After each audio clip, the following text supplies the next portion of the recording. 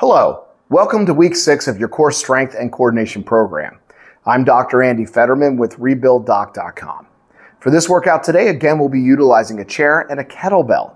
So we're going to grab our kettlebell, pick a weight that is good for you to use as a resistance, that's not too light and not too heavy. If this is the first time going through this, pick a lighter weight so you get the maneuvers down correctly, and then start adding more weight as we go. To start off, we're going to hold our kettlebell with the bell up and each side with our hands.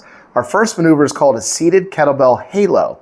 So what we're going to do is we're going to take it and start at one hip pocket. You can pick either side. You're going to bring it up around your shoulders, around the back of your head, and you're going to bring it down across your body to the other hip pocket.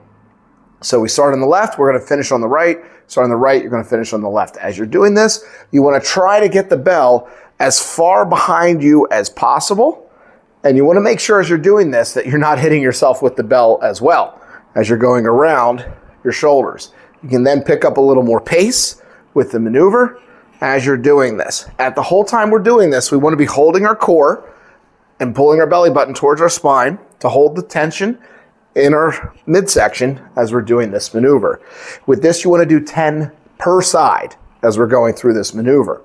The next movement we're going to do is going to be a seated front raise with the kettlebell with a hold. So what we're going to do is you're going to start with one side, sit a little to that side so that we're clearing the back of the chair, and you want to make sure that we're lifting and getting a little bit of a pause. With this, you're going to find that you're going to use a lighter weight with a little bit of a pause because we're trying to hold the kettlebell for about a 1 to 2 second count in the air. It's going to be difficult, especially on your grip strength. So if you have to use the lightest kettlebell, that is perfectly fine. As we're doing it again, I'm keeping hold and tension in my core as I'm doing the kettlebell. If you feel to start out, if you want to cheat a little bit, I will flail my thumb to the side of the handle just to help me keep it in that straight position. Our next maneuver is going to be a seated lateral raise hold. So same thing, but what we're going to do, again, sit to the one side of the chair. We're going to sit here and we're going to hold and go to 90 degrees. Between the front raise and the lateral raise, we're doing everything to shoulder height as we're doing our maneuver. Just like so. We'll do 10 to one side. We'll shift and shade our weight to the other side. This is just so we clear the chair.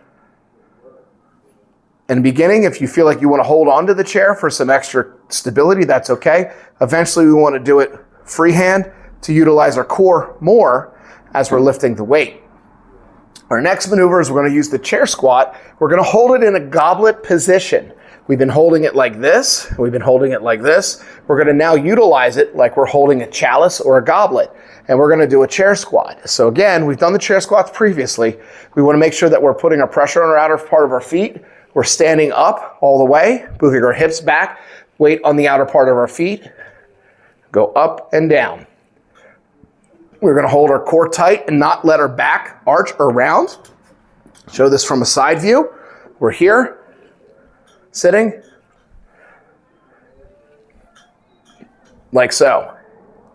Our next maneuver and final one of the workout is a chair squat with a staggered stance. So what we're going to do is we're going to go ahead, and it doesn't matter which foot because you're going to do it evenly on both sides, whether it be 5 reps per side or 10 per each side.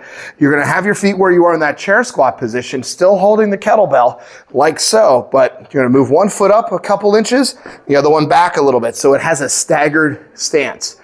We're going to do it one side, and then we're going to go back to a neutral position, couple inches back, couple inches forward. This is going to help with some stability at the same time because we don't always stand up and squat with our feet perfectly in alignment. So we're going to start here and we're going to do the same maneuver as we did before with that slight stagger.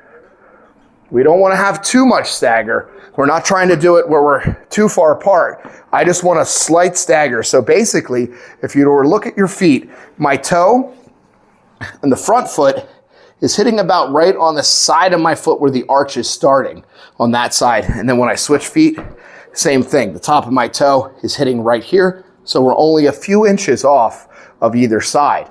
Same maneuvers apply. So if we look at the staggered squat from the side, it should look almost identical to our standard squat with just a little bit of a difference in foot positioning.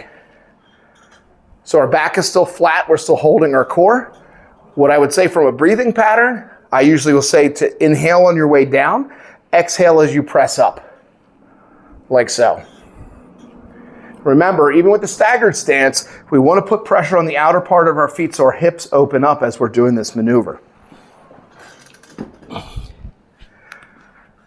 That's your workout for today. Please enjoy, and if you have any questions, feel free to reach out to me at relief@rebuilddoc.com.